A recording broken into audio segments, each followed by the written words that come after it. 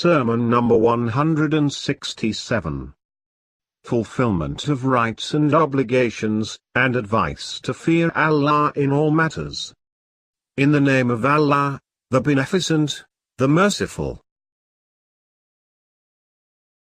Allah, the Glorified, has sent down a guiding book wherein He has explained virtue and vice.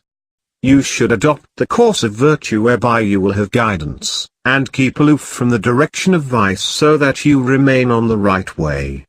Mind the obligations, fulfill them for Allah and they will take you to paradise. Surely, Allah has made unlawful the things which are not unknown and made lawful the things which are without defect. He has declared paying regard to Muslims as the highest of all regards. He has placed the rights of Muslims in the same grade of importance as devotion to Himself and His oneness. Therefore, a Muslim is one from whose tongue and hand every other Muslim is safe save in the matter of truth.